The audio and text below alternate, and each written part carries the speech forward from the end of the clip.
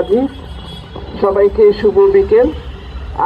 আমি আজকে মূলত এসেছি যে এরা যে 30 দিন ধরে এখানে পড়ে আছে, মানে মাটি কামড়ে পড়ে আছে, যে এটাকে যেভাবেই হোক রক্ষা করতে হবে।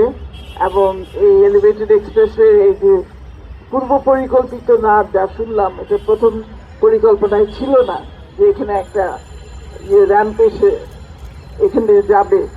তো এটা যে পরবর্তীতে কেন যুক্ত করা হলো নকশাতে, সেটা উত্তর আমরা ঠিক মতো পাই নাই যে এটা কেন যুক্ত করা হলো, এবং এটা যুক্ত করার পিছনে কাদের মদত আছে, কারা এটার সাথে যুক্ত, সেটাও যেমন জানা দরকার।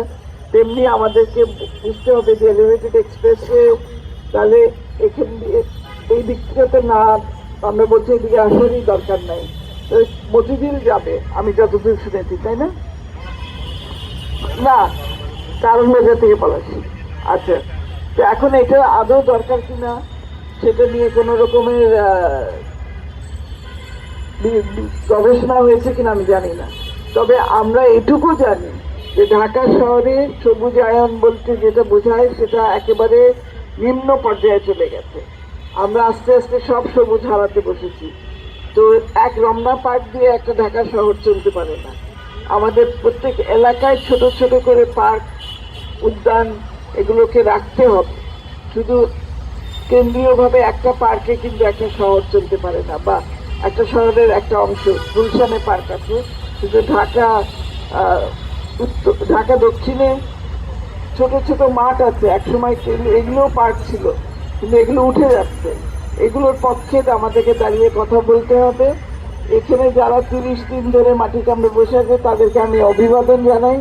আমি নিজে এই আজকেই প্রথম আসলাম, আসতে পারি নাই, যদিও আগে সক্রিয় ছিলাম। এখন আমার হুইল চেয়ারে করে ঘুরতে হচ্ছে, আমার পা ভেঙে গেছে বলে, তো সেই জন্য আসা হয় নাই।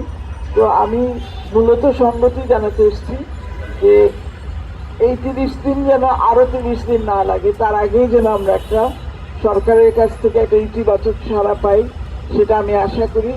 এবং আমাদের সেজন্য আরো জোরদার করতে হবে আমাদের লবিং, আরো আরো মানুষকে ধরতে হবে।